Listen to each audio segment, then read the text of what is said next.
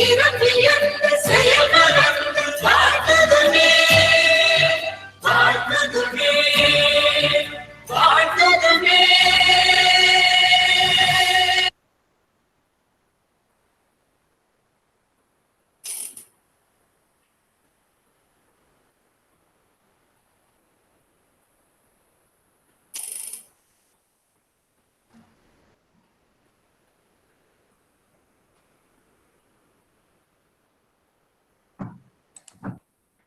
Thank you.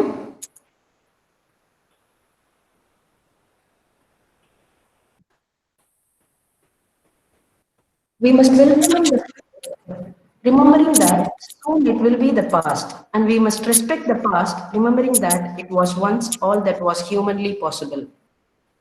May I now invite Ms. V. Annapurni, Senior Instructor from AME Department, to deliver the welcome address. Yes, ma'am. Thank you. A very good morning to one and all present here. If the sign on your heart says welcome, the love will come pouring to and from everywhere. It's my immense pleasure to welcome everyone to this wonderful webinar.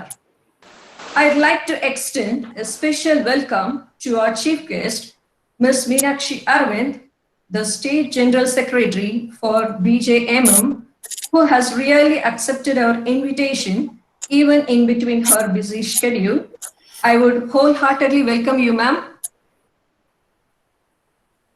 I'm very glad to welcome Dr. P.R. Balaji, Dean, Academic Affairs, and I'm happy to welcome Mr. Muthuswamy, Professor Emeritus, MBA Department, and I'm delighted to welcome Mr. Singaravadivelu, HOD BSc and BBA Department.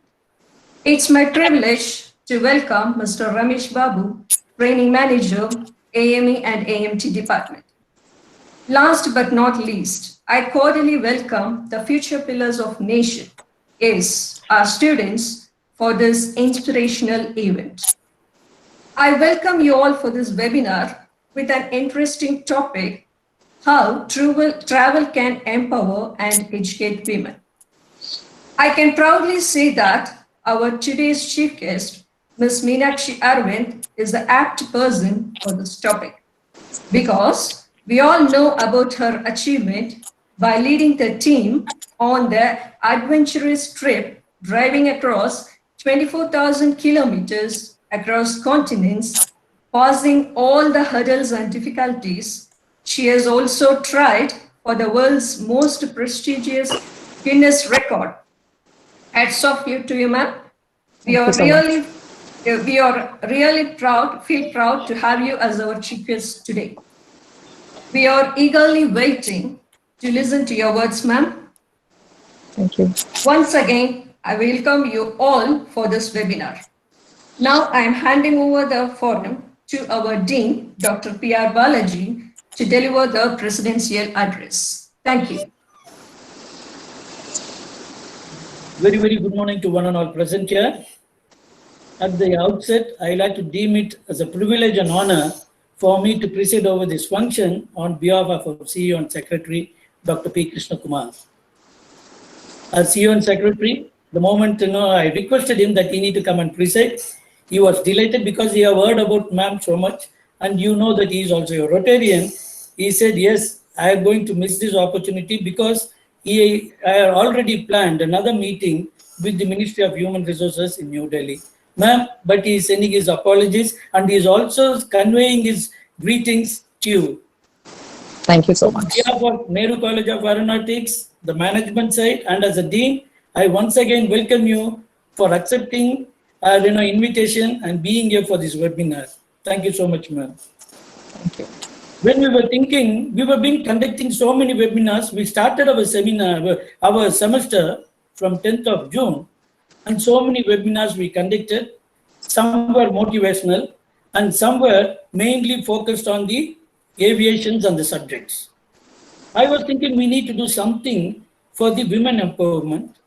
And when I thought, who is going to address our students, the women students, who else will be? The very, very apt person, as they said in the welcome address, immediately struck me, it has to be Mrs. Meenakshi Aravind. So immediately I took the liberty of texting her and asking, ma'am, I wanted you to come and kindly speak and address our students, and you will have to share your experiences. And she, without any hesitation, she gracefully accepted her invitation. I thank you so much for that, ma'am. And when I asked her to share her profile, I was really amazed. A multifaceted personality, I can say. The very first thing on the mobile, on the profile, it says to manage a teenage daughter. So the first importance she has given to the motherhood. The very first important is motherhood. Whatever it may be, it reminds me of an olden days MGR song. It says, Natukita Raniyappa, Veetukini Manaviyappa.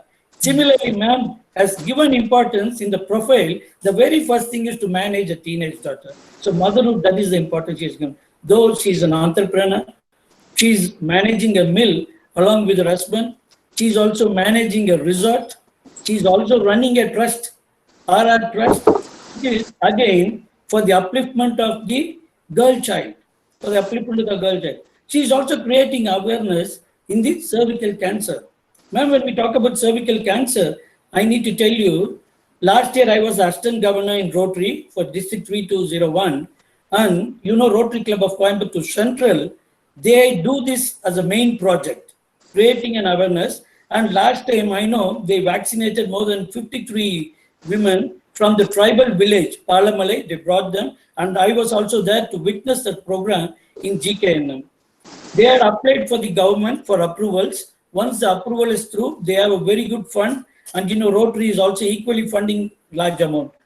Now, that fund, which we had about 70 lakhs, it was diverted for the COVID now. And they did some projects in the government hospital. But otherwise, you can always rope in with Rotary Club of Coimbatore Central for such cervical awareness, cancer awareness. Apart from that, the most passionate thing is she is an organizer and an expedition leader. That we all know.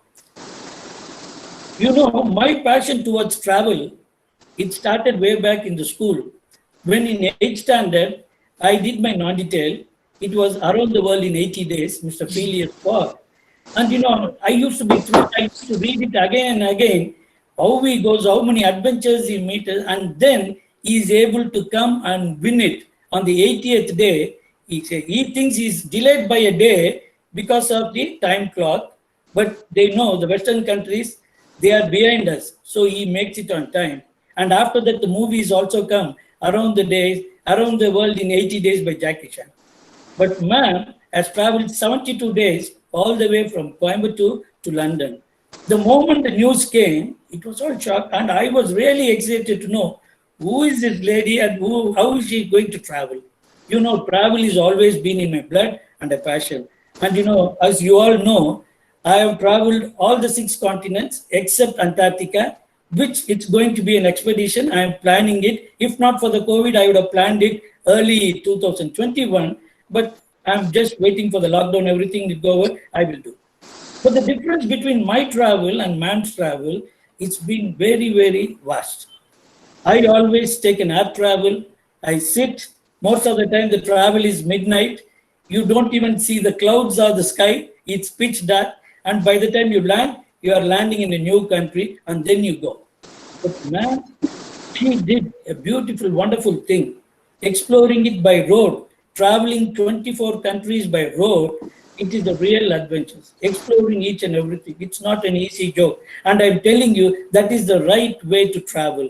You can see the mountains, the landscape, and that is how the travel has to be, not taking a flight. So ma'am has traveled 24 countries, and I know crossing the border is not that easy. You will have to plan it so well and meticulously, and that's what ma'am was telling before the meeting. You could have heard, ma'am is always on time. If you are not on time, if the border closes, when you are entering a new country, you are stuck in the border. You don't know what kind of weather you are going to be, what kind of terrain you are there, and what kind of climatic conditions you will not know. So timing is very, very important. So you need to cross the border before they could close the border in the state. So that all manages. Ma'am has, she has come out with such a beautiful routing, and she has explored. and she has traveled. And like watching a thriller movie every day, very sincerely, even though I was traveling in between, I used to sit and watch the Facebook, her postings on a day-to-day basis. Sometimes the videos are really very, very dangerous and adventurous. I can see some, waters gushing, boulders are there, rough roads, and still ma'am is traveling, driving, and it's being videoed. So wonderful experience she had. And that is, I think, to commemorate the 70th Independence Day. And she named it as XPD 2470. So it's my wild guess. 24 means 24 hours traveling and to make it to commemorate the 70th Independence Day. And later, she also did one more trip, again XPD, that is the Trans-Siberian. 18,000 miles ma'am has traveled, and I'm telling you, it started from St. Petersburg to what is the place called? Vladivostok, isn't it? Vladivostok. She has traveled all the way, and again, Trans-Siberian is not an easy route. It's not an easy route. So these are all ma'am is going to explain to us. Like you, I am also very, very eager to listen all to that. Now, ma'am is again planning a trip to Himalayas. She is also planning a trip to South America. And when I say a trip, it is all by car. Please bear in mind. So she is having and she's planning all those. And ma'am, we are from the aviation industry, and I know the 7 continents is being reduced by the IATA, the International Air Transport Association, into 3 traffic conferences. So the world has become a much smaller place, and I'm sure we are going to explore the world, all the 7 continents by road, and we are going to make an history in Coimbatore. We need such people here in Coimbatore. And I'm sure, ma'am, your enlightened words today not only going to empower the women students here, it is also going to empower all the men assembled here. Because travel is an experience. By traveling, you are going to learn the culture, you are going to learn the traditions, and this is how the real experience comes. Ma'am, I'm not going to take much of the time. Just to conclude, I always say, living, it's not the number of breath what we take when we are living. It is the number of breathtaking moments what we are going to have in our life. That is what is the real living. Ma'am, with these few words, I am leaving this, handing over this session to you. Like everyone else, I am also really eager to learn more from you about your adventures and about your travel experiences. Dear students, like in the aviation industry, we say, fasten your seat belts. It's time for us to sit erect and listen to this wonderful speaker. Thank you so much, ma'am, once again for accepting my invitation and for being here. And, we are looking forward after the lockdown, maybe a face-to-face interaction in our campus. Thank you very much, ma'am. Thank you. And over to the host, please. Feminism is not about making women stronger. Women are already strong. It's not about changing the way the world perceives their strength. Now, I request Ms. G. Vasagi, Assistant Professor, to enter the profile of our esteemed and distinguished chief guest. Good morning and hearty welcome to all. One of the most courageous you can do is identify yourself, know who you are, what you be. Men today are CEOs, entrepreneurs, philanthropists, and much more. Their innovation and passion allow them to be great leaders and inspire the next generation to reach greater heights than ever before. We have all celebrated our 74th Independence Day this 4 years ago. We all heard the news. 4 women, 70 days, 24 countries, 1 car, a long journey from Coimbatore to London to commemorate the 70th independent years of India. So for us, it was just a news, but for them, it was a life-changing experience. Yes, ladies and gentlemen, I'm highly elated and proud to introduce one among the 4 women who is none other than our chief guest, Ms. Meenakshi Arvind. Ms. Meenakshi Sai Arvind, organizer and expedition lead XPD World, State General Secretary, BJM. She is a mother, a patriotic Indian, animal lover, road tripper, travel adept, and whatnot. She is a joint managing director, Bhuvaneshwari Textiles Private Limited, and managing director at Lakeside Resort, Dindakal. Besides being a successful entrepreneur and a vivid traveler, she indulges herself socially in uplifting and upbringing women both physically and morally. To support this, I'm proud to say that Ms. Meenakshi Arvind collaborated herself with RR Trust to bring upliftment and solace to girl children. And she also manages to concert with all like-minded people to create awareness about cervical cancer. Ms. Meenakshi Arvind loves traveling. She is a ferocious traveler, calls herself as I'm a traveler and storyteller. She travels to see the joy of unseen vistas, meeting new people, exploring unknown terrain, the monuments, the places, etc. She is also an organizer of world trips. At the same time, she is very particular about safety and respecting the culture and laws of country she visits. So her passion includes interior decoration, organic farming, etc. And she's married to Mr. Arvind Ramakrishnan, industrialist, and she has a daughter, Ms. Vedika Arvind, studying liberal arts in New York. So we feel very proud to have you here, ma'am. Thank you. We welcome you. Thank you, ma'am.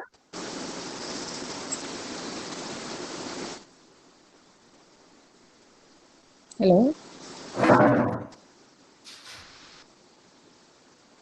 If your actions inspire others to dream more, learn more, and do more, you are a leader. I'm very proud to call such an empowered and leadered woman as our today's chief guest, Ms. Meenakshi Arvind, the State General Secretary for BJMM, to address the young minds. Thank you, Alakya. Good morning to everybody. Thank you, Dr. Balaji, for having me. Thank you, Nehru Institutions, Group of Institutions, for having me.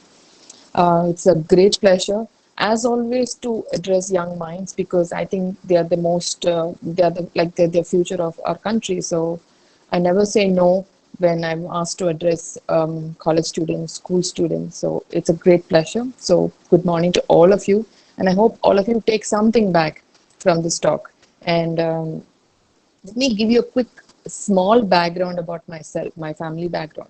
So I was born and raised in Coimbatore, did all my education there. I'm a BBM graduate, business management graduate, and was 23 years old when I got married off to Dindikal. So, and from Coimbatore to Dindikal, it was quite a huge change. I didn't know what to do with myself because I couldn't interact with anybody here. It was very difficult back then.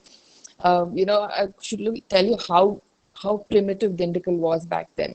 I wanted to buy a magazine in English, Femina, and I looked around the entire town, as they call it, city now, and I couldn't find an English magazine. That's how primitive it was back then. And I lived here, and I didn't know what to do with myself, and I had my daughter very young. I was 25 when I had her, and I moved back to Coimbatore when she started school because we still don't have good schools in Dindikal. So I moved back. She went to Staines, and she started kindergarten there, and I lived there till she was fourth standard, and I was moving back and forth, commuting every weekend from between Coimbatore and Dindigul.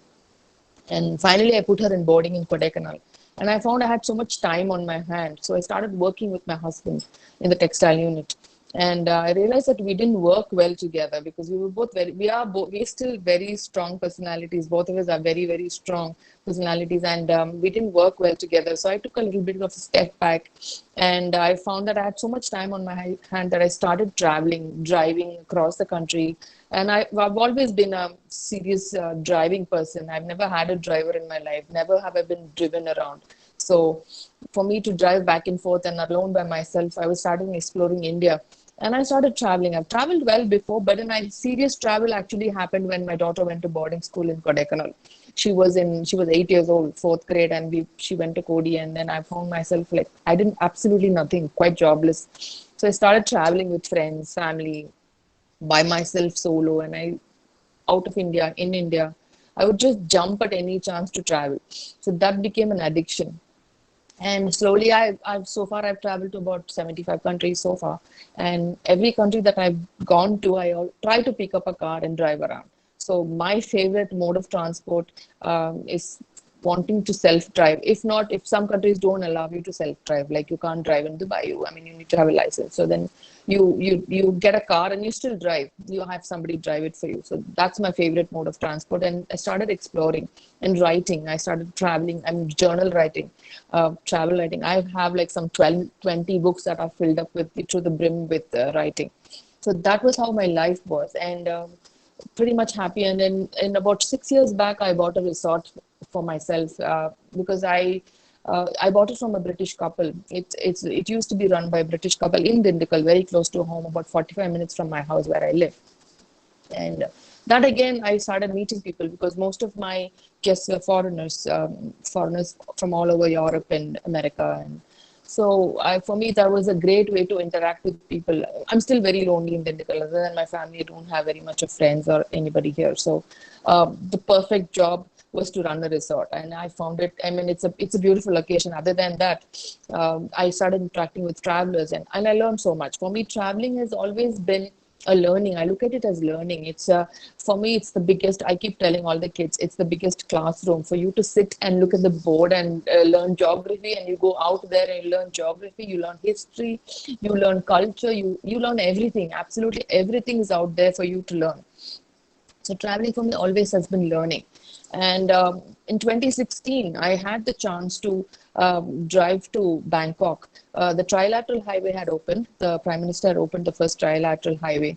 And we were the first travelers on that road. I mean, we made history. So we drove from Imphal, Manipur to Bangkok. It was a 12-day drive. We were 5 cars and a bike, all friends and family. My husband was with me, my brother was with me, and a whole bunch of friends. So we 5 cars and a bike. So in 2016, late January, we drove from Imphal, Manipur, India to Bangkok. It was a 12-day drive, and I was like amazed at the border crossings. And, it's very different. When you fly in, you only see the airport, you don't see the borders, the land borders you don't see, and you don't see the way things happen there. And I was just completely mind blown entering Myanmar from India. And then you exit Myanmar, you enter Thailand, and then you drive back. So I found it so fascinating. And then back then I was already planning my Coimbatore, London. This was in January 2016, and I had it on the back of my mind. So I come back and I start planning Coimbatore, London, which was in 2017. I was planning it for 2017, and I started planning it way back in February 2016. So it took me about 3.5 months to just do the route. I used to physically sit in front of a map and draw lines, political map I had put there, because so many countries you can't drive into and out. And there's so much research that goes in. And I decided to do it in 70 days for 70 years of independent India. So I wanted to drive from India and go to London and the people that we got independence from, UK, and say that Indian women and India has come a long way after 70 years of independence. Here we are in an Indian car as well. So I wanted an Indian car. That I was very particular on that.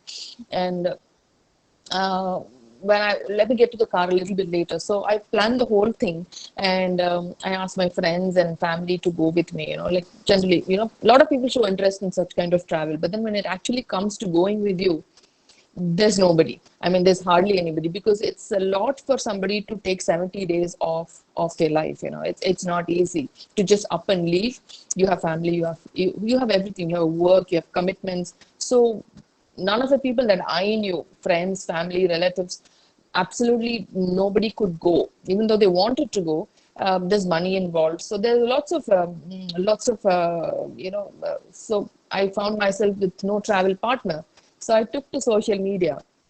I made a post on Facebook saying that I'm looking for travel partners, women travel partners, to drive with me from Coimbatore to London. And for a minute, I was very happy because there were so many inquiries. There was like 100 inquiries, and then people were calling me and talking to me, but very half-hearted inquiries. I didn't find anybody serious about it. They thought it was a joke that this woman wants to drive to London, and they're just very curious about the whole thing, how much it would cost and what the route was and how many days and all that. So eventually I found that there were only 2 people who were actually serious about it. There was this one lady from Mumbai, Priya Rajpal, who went with me.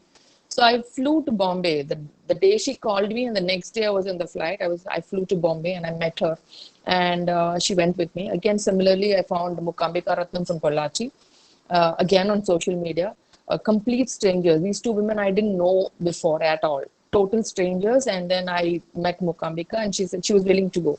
Would also want to tell you at this point that Mokambika is somebody who's never traveled out of the country. Absolute no travel, blank passport, which makes it all the more difficult for her to get her visas. And she's also from a agricultural background, which means again it's all cash and carry. There's no bank balances, there is no bank transactions. So visa getting is so much more harder. And as we went along making preparation, she had a lot of visa rejections. Her UK visa was denied twice. And the third time we had to go and see the British High Consul in Chennai, Mr. Bharat Joshi, and then he got it done for me. I had a personal appointment with him, and then he handed it over to us. So the paperwork is laborious. It takes about 3 months, and we needed 11 visas. You know, for 24 countries, you need 11. Schengen area, of course, there's 1 visa. But the rest of all the countries, you need 11 visas. So, and you can't really take these visas before 3 months of travel. So it's back to back for 3 months of you are only doing a visa, like in and out, pick up the visa, put it back in. So it's a race against time. So you're doing it not for one person, you're doing for 2 other people, 3 people, mind you. And it's so difficult to do these things because, you need to have a proper schedule. And then there are the bank holidays in between. So unprepared holidays, buns and all this. So you just need to be careful that it's all done properly. So 11 visa need to be done. Other than that, there's a lot of paperwork. The car needs a visa. It's called a carne. It's an Indian requirement. So it's a yellow paper that you stamp when you exit India, and every country you keep stamping it. And then when you come back to India, it's required. So when the car comes back to India, when it's shipped back to India, it's required at the customs to declare these carnet de passage papers, and you can clear your car. And that requires a lot of money. It takes about 2 lakhs just for one paper. So a lot of people ask me, how much did this trip cost you? It cost about 10.5 lakhs per person for 70 days for the car, the fuel, the food, the paperwork, the visas, your flight ticket back, the shipping of the car, which includes everything. So we did all the paperwork. It took 6 months to do all the paperwork, get all the permits. There are lots of permits in China. You need a new driver's license. You need new car registration. The car has to be registered. The car needs to be, they check the car to make sure it's roadworthy. So that's another certificate. So all this is done. They do your eye checkup before they give you your license. So you do all this, and then you get all the paperwork done. So similarly, every country has requirements like these. Every country. Myanmar, there has to be a car with you, and there's a military person, there is a guide with you, and there's a driver. So there are 3 people with you and a car. So these are the added expenses. I'm trying to give you a picture of the entire travel and the planning that goes with it. So then, and you also have to plan. The route has to be like, it has to be a drivable distance. It shouldn't be too short. It shouldn't be too long. So when you're sitting in front of your map, you look at the countries that you want to go. Need to look at cities where you can stay, where you can break your journey. And that requires a lot of research. That city has to have a hotel, and the hotel has to be safe, and the hotel has to have parking, secure parking. When I'm talking about parking, it cannot be street parking. You need to have a secure compounded parking, because you have everything in your car, and you don't know these countries, how safe they are. So all that work was done, and we actually set out on time on March 23rd, 2017. And it was euphoria when there were 3,000 people when we left. Coimbatore just came out. People just learned about us, and random people just showed up and sent us off beautifully. We had the minister, we had Mrs. Rashipati, who's my aunt. We had all of the Coimbatore dignitaries there in our own college grounds, and we got flagged off, and we left India. Unfortunately, it was only 3 of us, and when we reached Manipur, Priya couldn't go further. She had a family crisis, so she had to get back home.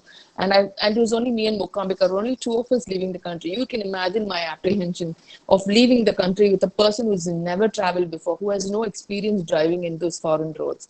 I was completely devastated and nervous and very, very apprehensive. That was the right word. That is the right word to use. And very nervous. So when we left, Myanmar was beautiful. We drove. You have a guide with you, so there's literally not much you can do. I mean, they take you to where you can eat. We saw everything. It was just 4 days of bliss, beautiful driving. But it's a lot like India. When you're driving through, when you're driving through Myanmar, it's like driving through rural India. It takes you back in 20 years of time, because there is no McDonald's, there is no, even in the cities, there is no KFC. It's still very not Americanized, I would say. It's a beautiful, beautiful country. And if any of you want to go and get a chance, you must go. It's a lot of learning. People are fabulous. And it was 4 days of absolute bliss. And then we reach, it was a Friday, and we reached the Thailand border from Myanmar. We have to go into Thailand. And this is a little story I want to tell you, and what can happen if these things will go wrong. So we reach Thailand border. It's about 5:30 in the evening. It's a Friday evening, and we go in and we park the car. And it's these borders. When I say, you can imagine a shed, like a cement sheeted asbestos shed, and with grill gates on either side, and then a few cubicles here and there, and officials standing there. It's nothing fancy at all. It's very primitive. So you're there, and then you go and you stamp your passport and all that. And so we said, okay, we're ready to go. And then we go to the car to drive the car, and that guy stops us and says, permit car. So I'm like, we have all the permits. I took the car and I say, we have the stamp. He says, there's a new permit that you don't have. I'm like, so tell me about it. We can get it. I mean, we can just get it as soon as possible. He says, no, it takes about 2 weeks. It's a new permit. So after all the research that I did for 6 months to a year, we found ourselves in Thailand border without a permit. It was not because of oversight. It was basically because the country had implemented the permit on March 31st. We had left India on March 23rd. As we drove, we didn't hear about the permit. We drove into Myanmar, finished Myanmar, go into Thailand and find that this new permit is in place. We had no clue. So it's not my fault. These things keep changing. They're very, very fluid. They're very, it's all in limbo. And this kind of travel is always very unexpected things can happen. The country suddenly decides to get a new permit, to implement a new permit. So we found ourselves there without this permit. And he says, you can go in, you have your visas, but you can't take the car because that car needs your permit. I'm like, okay, so tell us what to do. But he had no clue where the permit came from. He knows he needs a permit. He doesn't know where the permit comes from or who is the authority to give the permit. So we literally begged him, we cried, we tried to bribe him. As Indians, we tried everything possible. The two women, me and Mukama, it's only two of us, and they barely speak English. It's mostly, gesturing and all this sort of conversation going on. But no, they're not very helpful there. So they said, go. And they literally at 8 o'clock in the evening, they threw us out, me and Mukambika, out on the road. And we begged him to let us go to the car, park the car safely on one side, and took out our papers, money, chargers, a little bit of clothing, food. And we don't know how long we're going to be stuck outside. So we parked the car safely, locked up everything, took all the papers necessary, and we stepped out. And we find ourselves, the complete town is dead. I mean, it's not a town, it's a border town. It's a border. It's not a town. So that whole place is dead. Everybody's gone home. The borders are shut. We're literally standing with our things clutched to our chest and looking, not knowing what to do. So here we are, two women who just there, like with nobody to help you. And we called the embassy. By then we had called the embassy. We'd called people around and trying to figure out what to do about this. So we made our way we walked a bit and we found this little lodge on the side, a little inside. It was dark. It was really dark, about 8:30 in the evening. There's no street lights. At 8:30 in the evening, we found this very seedy joint, where nobody was there. It didn't look very safe at all, but we didn't have a choice. We had to sit somewhere and do our work and do the calling and whatever work. So we found this place, and then like in the movies, it was like this, it was this drunk man sitting there, literally a, big beer bellied drunk man with a tea sitting there. And he took money from us up front, 300 baht. And he let us stay there, and all night we sat there calling people across the world. I'd called embassies, I'd called diplomats, and trying to get some help. So finally, we found a Rotarian in Coimbatore, Mr. Jude Alex, who personally knew the ex-Prime Minister of Thailand. And he said, you guys, no point in sitting at the border, so fly to Bangkok and we'll see what can be done. So Saturday, Sunday, really nothing can be done. These offices close. And we'll see what we can do. So Saturday again, we went to the people official and then tried to talk them. Didn't work. They said come back with the. So Saturday evening, we took a flight from Mae Sot border to Bangkok, which is like a Coimbatore Chennai flight, or half an hour, 45-minute flight. We flew there and stayed with a friend. By then, my agent from Delhi had flown in. My guy who did all the visas, so he had flown into Bangkok. And by Monday morning, 9 o'clock, we were at the ex-Prime Minister's office at 9 o'clock waiting for him. And he comes in and he says, okay, we'll see what we can do. First, he was very angry with us, these two women, random women showing up at his door at 9 o'clock. And then this weekend calls for him. he thought that we hadn't done the research. So I said, look, it doesn't say, even today, it doesn't say anywhere in the website that this permit is necessary. It's given by Land Transport Department. It's not on the visa pages. It's not in the travel page of the official travel page of Thailand. So then he understood what happened and he said, okay, let me help you. So he said, you go to the L&T department, Land and Transport Department, and I'll call somebody then and maybe you can get it done. The catch was we had 48 hours to get it. Monday and Tuesday were the only 2 days that we had, because from Wednesday, Thailand shuts down. They have the Songkran festival, which is their New Year, a water festival. So from Wednesday, everything is shut for 10 days straight. So we had typically 2 days, 48 hours to get this permit sorted. So we go there, we fill up the papers. We have to spend through our, through our noses for this permit. What would have cost 3,000 rupees cost us 60,000 rupees, because it was all fast track and there's a lot of corruption. So we did that and we flew back to Bangkok. My agent stayed, we flew back to Mae Sot, which is the border. And then my agent stayed there and he said, look, I'll fax you the permit or email it to you and I will stay here and do it. You get there because you don't want to be, as soon as you get the permit, you can leave. So by Tuesday morning, 11 o'clock, we had the permit at hand. We ran to the immigration officer and he was shocked looking at the permit. He thought it was fake. He looked at it and he tried to call and see if it was the right permit. And he looked at it because that's the first permit that he's actually seeing himself, because it's a new permit. So he doesn't know what it looks like. So he wanted to make sure that was the right permit and we're not faking it. So he went up around doing his work and then finally he gave it to us and said, go. So we ran and got in the car and we drove across Thailand, across Laos the same day. Mind you, we just kept driving. We drove like crazy. I've never driven like that in my life, and reached the China border the next day. What would have taken us 4 days, literally with night stopping and all that, we drove in that one day. Let me tell you what happens if the permit had not come. So all the countries after that, Kyrgyzstan, Kazakhstan, Russia, Belarus, Uzbekistan, all these countries in Central Asia, they give you visas that are date specific. They're not time specific. Like so many countries give you, if you enter on such and such a date, you can stay for 15 days. These countries' visas, they don't do that. They give you specific dates. When they say May 9th to May 15th, May 15th to May 19th. So you have to enter and exit those countries on those particular dates. There is no way out. You will have to do that.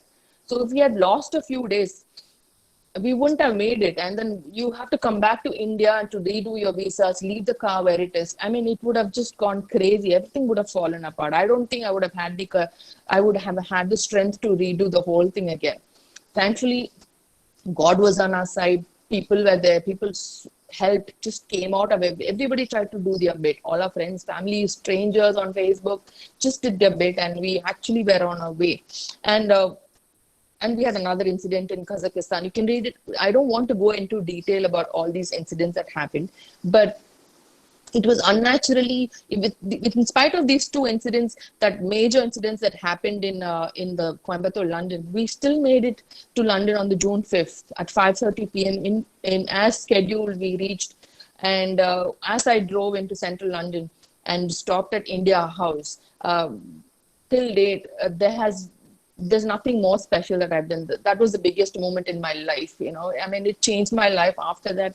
But that moment is something that I might do another 10 trips, bigger ones, but that moment is when, so much of pride in me that we have come all the way from Coimbatore, this town in South India, 3 women. We've driven to UK in an Indian car, and we're actually there. And I still pinch myself today to see it actually happened.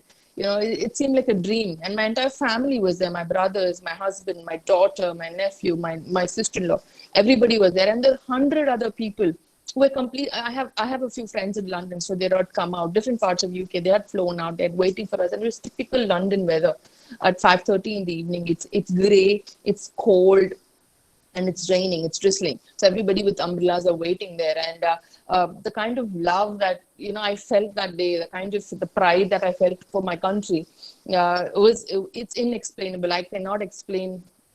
I just don't have words to say what I felt that day. So that was my biggest moment in my life. And then subsequently, I did a trip last year.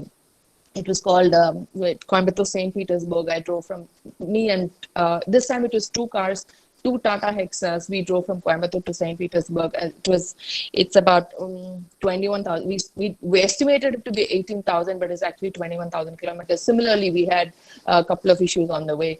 Land travel is not possible. How much hour that you plan, something always happens, something untoward always happens, something unexpected always happens. So we did a 52-day journey. This time it was 4 men and 4 women. My brother, my very close friends, 2 of my friends, and 4 other strangers. So it was again 4 people I knew, 4 people I don't know. It was 8 of us in 2 cars. We drove from Coimbatore to St. Petersburg. We drove from Vladivostok to St. Petersburg, which is the Trans-Siberian Highway, which is one of the longest highways in the world and also the most dangerous highways in the world. Because for thousands of kilometers you don't see people. That itself is 11,000 kilometers. So you don't see anybody on the road. There's very less fuel pumps. It's cold. It's very, very scary because in Russia everybody carries gun. In Siberia, deep Siberia, it's very, very cold. The temperatures dip. There's rain, visibility is poor, and you're driving an Indian car, which is a right-hand drive vehicle, and you're driving on the right side of the road, and it's a single carriageway. For people who don't know, let me tell you what a single carriageway. It's not 4 lanes, so overtaking is very hard. So there's always trucks coming ahead, and then there's very fraction of a second that you can actually overtake and cross another truck. So it's basically truck traffic on these roads. So it was extremely. We had a couple of close calls, bad driving by the truck drivers. We always follow rules. I'm trying to put the entire 2 journeys, a 72-day journey and a 52 journey in 30 minutes. So it's very difficult. There's hundreds of incidents that happened. For those of you who want to follow me, I have a page called Expeding India and Beyond, and I have a page called Meenakshi Saha. You can interact with me there. People who want to know more about this travel can text me and can find out more. Because of lack of time, I'm going to cut this short and get to the part where it's changed my life. So these are the 2 big journeys. I also, in between, I did a few solo travel. I did Estonia, Latvia, and Lithuania by myself solo in 2018. I rented a Toyota Corolla in Tallinn, Estonia, and drove by myself for 3 weeks, almost 3,500 kilometers. And again, it was life-changing. It's very, very, solo travel is very different from group travel. It's very easy because in group travel, let me tell you about the kind of dynamics that was there between the 3 of us, me, Mukambika, and Priya. If you ask me, I get a lot of questions like, what is the most difficult part of your journey? For me, it was dealing with people, dealing with your own team, because Mukambika is a completely untraveled, raw person. She's never traveled, she's never driven. So her driving skills are she's a great driver in India, but if you're driving abroad, you need to follow rules it's very difficult. Priya Rajpal she's from North India, from Mumbai, typical Mumbaiker, very pushy, very this. I'm this person from Coimbatore, well-traveled. So the 3 of us are very different social upbringings, very different people in thinking. Everything about us is different. So you put all the 3 of us in one car, confined space, and then, it's like a little Big Boss house. I'm telling you, it was. Because if you want to buy a bottle of water, and there are 3 opinions to it. So that's the hardest part to hold the group together, to hold the team together. And mind you, this journey, a lot of people think it was a very easy journey. It's for moneyed people, it's for rich people. Anybody can do this journey. Well, let me correct you right now. It's not easy because you're sleeping in a different bed every day. And you cannot stop. Even if you're tired today, you can't slack. You have to keep up with the itinerary. You pick up your bags, you do your fueling, you do your paperwork, you do your journal, you do your Facebook update. Everything you have to do it yourself. Nobody's there to do it for you. You're on the road by yourself. If the car has trouble, you fix it. So it's just you and these 3 women. And because of budget, we were sharing rooms. So even in the rooms, we don't get space. It's only the 10-15 minutes in the bathroom when you're showering is the time that you get alone. Otherwise, you're in each other's company constantly. Your mind gets so stuffed. It gets so, I can't imagine how difficult. I can't begin to tell you. If you're somebody's company for 72 days constantly, I'm sure all of us, some of you might, you can go insane. It's that difficult. So my life has changed. in a way that if you ask my husband, he'll tell you how tolerant I've become. I've become tolerant of everything after before this journey and to know what I am now. 4 years as a person, I've changed so much because of this journey. I've learned to organize. I can do stuff. I have the confidence to organize anything. I know I can do things. I can put things together. I'm very good at that sort of work. I can handle people. My liaison skills have become very good at what I do. I can research. I can put together these things. That's how my life has changed. And I've also humbled me. It's humbled me to an extent that I can't tell you. Because when you're out there traveling, you're nobody, absolutely nobody. I mean, no, you can be whatever back home in Coimbatore. I have this family, I'm that, I'm this. You're nobody on the road. I mean, you're just there, and it humbles you so much. You can be rich back home, but on the road, you're just another person, and you're at the mercy of the road. You're at the mercy of the people there. So it humbles you, and you learn. You learn. Like I said, I've learned to deal with people. I've learned to tolerate people. I've learned to. It's a lot of learning, life skills I've learned. And for me, when I say it's empowered me so much to do all these things. I would have. Empowerment for me is not just being financially independent, which I am, but for me, that is not empowerment for a woman. A woman should be able to do what she thinks she wants to do. Not anything that she wants to think, but if she has a dream, like I had a dream to Coimbatore to London, she should be able to fulfill that. That's empowerment. That's real empowerment. So if I didn't do this thing, it was a dream and it could have stayed a dream. I made everything. I moved mountains to get this done. It wasn't easy. My husband gave me immediate permission. My immediate family, my brothers, gave me immediate permission. There was no, but I got a whole lot of criticism from the society. I got trolled. I got bullied online. These things happened. So not immediate family, but cousins, relatives. There's so much of criticism, and also from the public. And it's like, oh, you have the money, you can do this. But I want to have this one question I want to put. There's a lot of people I know that have money, but how many of you have actually done this? So it's not a money thing. You can have the money, but you need to empower yourself. Women need to empower yourself, and then travel will definitely do that to you. I request all the youngsters there, men, women alike, to travel. I'm not saying jump into a car and drive to London. No. Just do whatever. Do the smallest travel.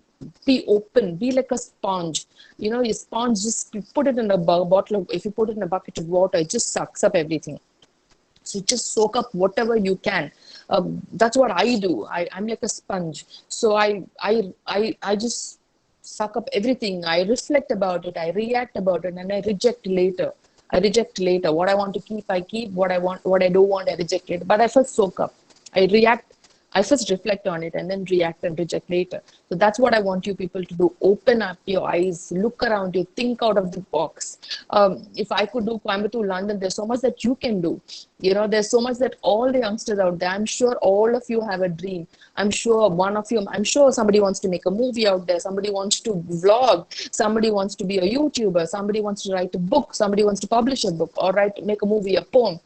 All this can happen, but it's in your own hands. I know it is very cliched to say that it's your dream you have to follow, but it is true. If you don't follow your dream,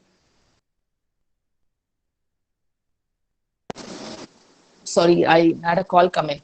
So nobody is going to follow it for you. It's your dream. It'll stay a dream. If you don't follow, it will be a dream. Coimbatore, London could have stayed a dream, but it happened for me, and I'm sure can happen for you. It will happen for all of you. Only just think out of the box. Get out of your comfort zone. I know it's very, very cliched, but if I didn't do that, I literally wrestled, with my mind. I wrestled with so many people, not physically, but, to get these things sorted. I had to go sit in the Russian embassy in Chennai to get the papers translated, because they cannot read English, the Russian border people. So you need to get everything translated and endorsed by the Russian embassy. So literally you have to just go sit there and wait. You're at the mercy of all these officials. You just have to do it. There is no other way around it. So you can do it. What I'm trying to say here is, I'm trying to give you this entire huge, big journeys. I call it the mother of all road trips. Coimbatore, London is the mother of all road. There is no bigger road trip than that. And it was the year 2017. And after that, it became so fashionable that now a company in Delhi, a good friends of mine, actually operate a road trip on that. They actually do a commercial road trip. And they take people who don't want to do all these paperwork. It's become so fashionable to do these road trips. And everywhere you go, see on Instagram, everywhere there is road tripping. And I think it's the best way of travel. I mean, like Sir said earlier, flying in is complete. I don't feel anything. I've flown into a lot of countries, but I still try to pick up a car and drive around. But road travel, you know the kind of interaction that we've had with people in Kazakhstan, Kyrgyzstan, it's not comparable. You learn so much about the culture. You know, when I was driving the Trans-Siberian Highway, we were at Lake Baikal. I don't know how many of you know about the lake. It's the biggest freshwater lake in the world. It's the deepest freshwater lake in the world. It goes up to 19,000 feet. The height of Himalayas going down. Can you imagine that? It's the size of two Chennais. Oh, sorry, two Tamil Nadus. It's that big. So the size of two Tamil Nadus. Can you imagine a lake that big? I've learned it in geography, and I was standing there, and I'm like, "What is this?" I've heard about it, but to actually see that in person is just, it's just mind blowing. To just stand at the edge of the lake on a good day, you can see 30 feet down. The water is so clear, you can see 30 feet down, and it was a good day that day. I mean, good weather without water rushing in. It was a clear day. So we could actually see 30 feet down into the lake. So these are the things that I've seen. The kind of interaction that I've had. People just come out and help you. That's another thing. It's changed me in a way that I want to be kind, because people all over the world in all these journeys have only helped us. There hasn't been anybody who harassed us. That's another thing. There's this huge thing about travel being unsafe and women can't travel alone. No. If you watch your bags, if you do your proper planning, if you don't take unnecessary risks, you're fine. You need to do that much of research. So these are the myths that was broke. All the stereotypes broke. You know, women are bad drivers. Gone. I mean, we were 3 women. We drove across the world. It's gone. We've broken that stereotype. Travel is unsafe for women. Gone. We've broken that stereotype. You can't travel safe. I mean, can't travel alone. Women can't travel alone. Gone. No more. That does not exist. So everything was broken. For me, life has changed. My whole idea of that and country, the world has changed. The world is a safe place. What you are and what you think is what comes back to you. I believe that if you're kind, if you give out kindness and people are kind to you. There was this place. I want to tell you one incident in Kazakhstan that, you know, nobody speaks English. Nobody knows what hot water is. If you want to get hot water from somebody, they don't know what it is. So in Kazakhstan, it's a very, very dry land. It's when you say nothing, it's Kazakhstan, because you don't see anybody on the road. I mean, it's flat lands, at least to the parts that we do. It's a huge country and it's flat land. And we were driving. And basically the highway is there and these little villages. So we wanted hot water for food. Also, I want to tell you that I'm a vegetarian. So I was carrying a little bit of dried, dehydrated food. You put hot water and then you can eat it after about 5 minutes, of a kind that's given in airlines and flights now. So we carried that food. So we wanted hot water. We got off the highway. We went to this really random house. You know, houses are all brown there. They're all like they're just made with sand and they're not painted. So they kind of, you don't see it from the highway. As you get closer, you see it. It just blends with the brownness of the terrain. So we drove there and then we had Googled hot water. I know a few words in Russian. So it's Garyachi Vada. So we asked them what Garyachi Vada. So they came, they made hot water and they gave it to us, and they gave us camel milk. They brought food out of their homes and they gave it to us. You know, the kind of kindness that we've got. We didn't have fuel in many places. You know, there are no, in Uzbekistan, I must tell you, there is no diesel. Diesel is not sold in petrol pumps. They use butane, they use all kinds of gases and sometimes petrol, but mostly gases. So we carried diesel on top of a car. We had 25 liter jerry cans. It's very easy, like I'm telling you now, to say, oh, we carried diesel, we filled up the tank and went. It's not that easy. It's a 25 liter metal fireproof can, these military cans that you carry, that you get in military that they use. It's on top of the car, which is a good 8 feet. And then for one of us is to climb up, hand over the can to us, we fill it, and then to hoist it, for me to put it on my shoulder and hoist it. We are 2 women, me and Mukambika. I'm trying to hoist it, and we actually did. It's a heavy can with the fuel inside, it gets really heavy. Put it up, secure it. These are the kind of hardships that you face. It's like we say, oh, we had jerry cans, we were okay. No, it doesn't end there. It doesn't begin and end there. To have the refuel the car, you just still have to bring it down. You put it a funnel in and you pour it. You have to carry it at this height to pour so 2 people have to hold the can to pour it into the fuel tank. So for people, when you read, this journey sounds it's a lot of fun. It's how it sounds, but it's a lot of fun. You learn everything, but it's not easy. You need to have endurance. It's very different. It's an expedition. It's not travel. I mean, it's not just a tour. It's an expedition. So these were the kind of things that happened.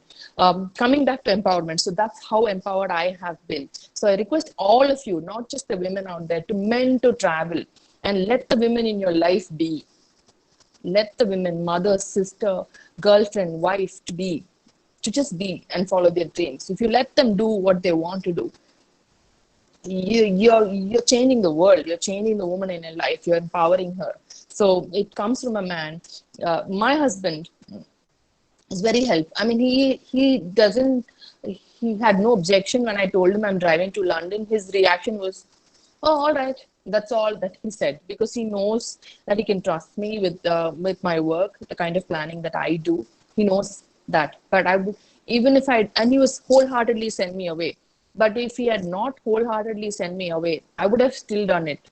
I'm the kind of person who would still do it, who will still follow this journey, do this journey. But there is no fulfillment. There is no satisfaction. So I would want all the boys out there, the men out there, to let your wives and women in your life be. Just be.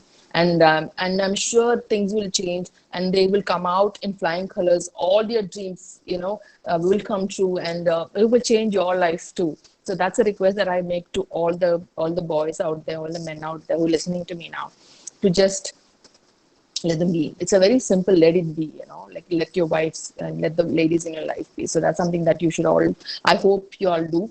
And do we have questions? Should we take questions, sir? And I could go on ranting because there are so many incidents that happened in those days. Do we have questions? How do we do this? Ma'am, what we will do, I will ask them to send the Yes, questions and we will shoot it to you, because there will be, I'm sure, when it comes to travel, there will be so many Yes, sir. questions. It will not be in a position for you to Yes, answer if everything. you could curate the Rather, questions, yes. Yeah. But no, I am sure, the questions are coming in the inbox. I'm sure. Yeah, okay.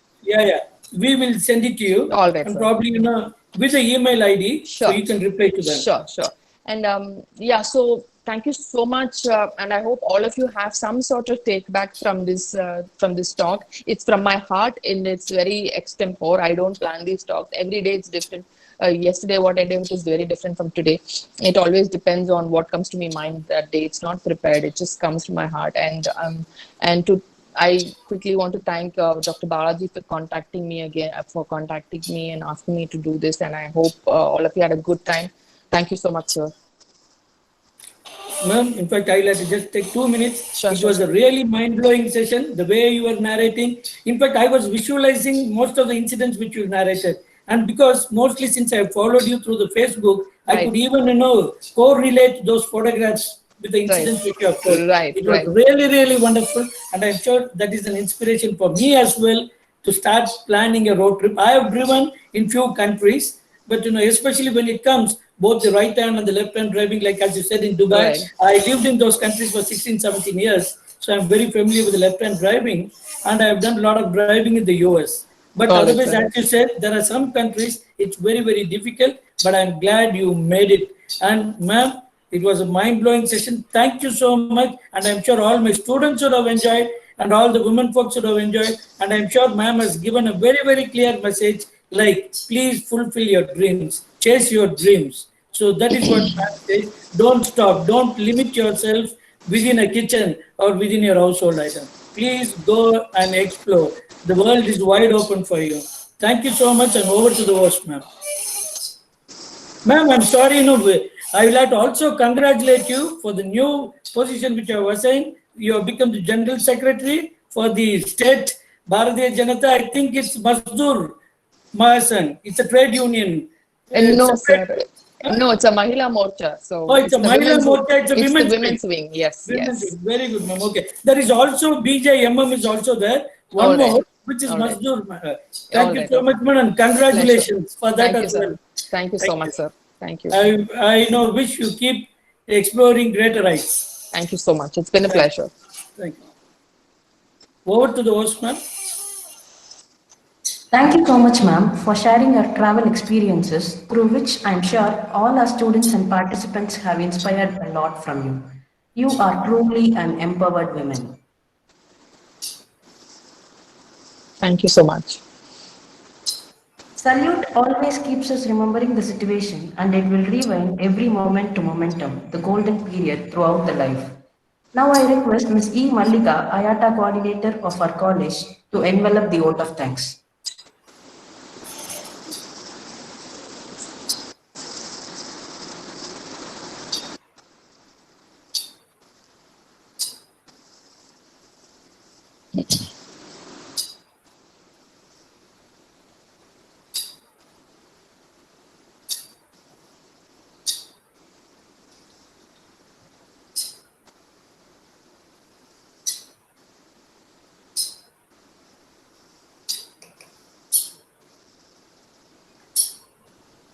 May I now request Ms. E. Mallika, IATA coordinator of our college, to envelop the vote of thanks.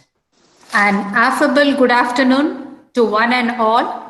Honorable CEO and Secretary, NGI Dr. P. Krishna Kumar, in absentia. Most adored Dean, Academic Affairs, and Director, MBA, Airline and Airport Management Department, Dr. P.R. Balaji, who is also the president of today's online seminar. Distinguished resource person of today's seminar, the one and only one, Ulaganayagi, Mrs. Meenakshi Arvind, State General Secretary of BJMM. Respected Professor Emeritus, MBA, Airline and Airport Management Department, Dr. P. Muthuswamy, dignitaries, students, and other participants. I am greatly overwhelmed and humbly honored to have been bequeathed with the responsibility of proposing the vote of thanks at the conclusive session of today's momentous webinar. I find great relevance of today's online session topic, how travel can empower and educate women, with the ideals and mission of our prestigious college, because our college encourages lots of women students to travel from all over the world and start their career at our campus to empower themselves for their future. I am personally grateful to our management in this regard. I deem it a primary responsibility to express my heartfelt gratitude to our founder chairman, late P.K. Das, an educationalist and a philanthropist, for his initiative to throw open this college even to women aspirants and empower them to lead the aviation industry, thus laying the foundation for anchoring such webinars focused on women achievements. Special thanks to our managing trustee, Advocate Dr. P. Krishnadas. I am euphoric to extend my profound gratitude to our electrifying CEO and Secretary, Nehru Group of Institutions, Dr. P. Krishna Kumar, for being a backbone in all our endeavors and also for motivating and guiding us to adopt new innovative approaches. I take this opportunity to offer my deep regards and gratitude to our vibrant and treasured Dean Academic Affairs, also Director, MBA Airline and Airport Management Department, Dr. P.R. Balaji, for his unfaltering support and inevitable role in the unhindered conduct of this webinar. I thank you, sir, for your cordial presidential sermon. As a woman, I have immense pleasure to thank our outstanding resource person, Mrs. Meenakshi Arvind, the State General Secretary of BJMM, a woman par excellence. She has mesmerized all of us with her extensive travel experiences today. The chief guest also highlighted on the various hurdles like hectic paperwork and other travel formalities that came her way and how she successfully bounced back to overcome all this after initial apprehension. She also stressed on the importance of teamwork and awareness of culture across the world, which is very relevant to our student community.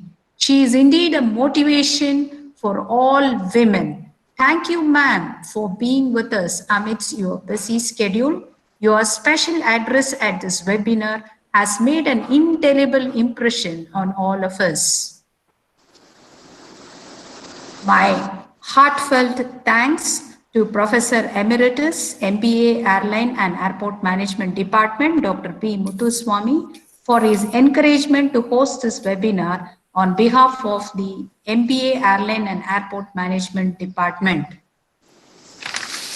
Though this webinar is anchored primarily by the MBA Airline and Airport Management Department, we have received staunch support from BBA, BSc departments and AME, AMT departments. So I am highly indebted to HOD, BSc, BBA department, Professor Singara Vadivelu, and Training Manager, AME, AMT department, Mr. Ramesh Babu.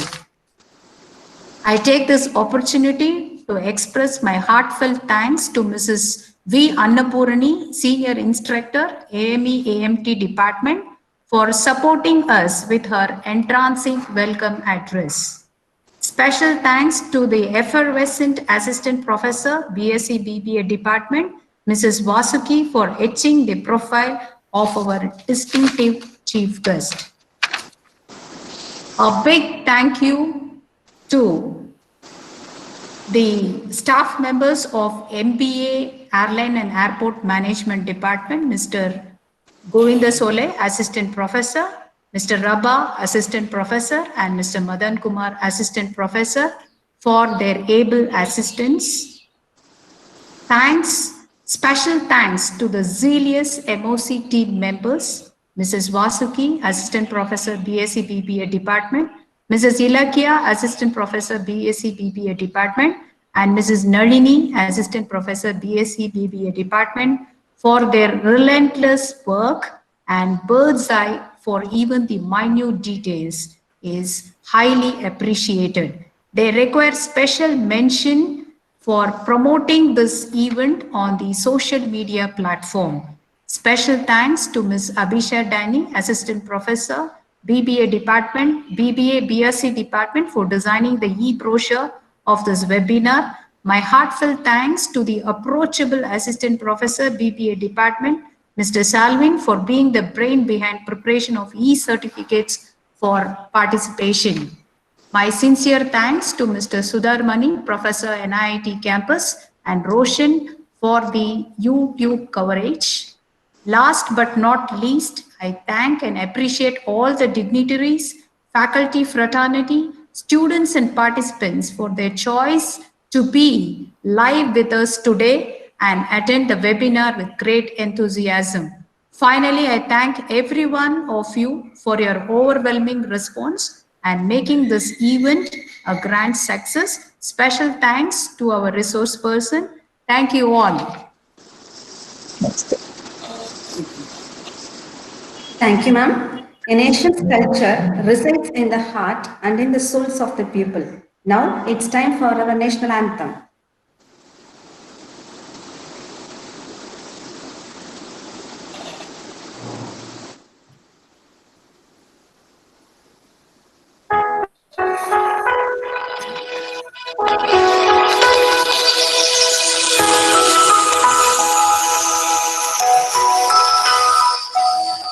जनगण मन अधिनायक जय हे भारत भाग्य विधाता पंजाब सिंध गुजरात मराठा द्राविड़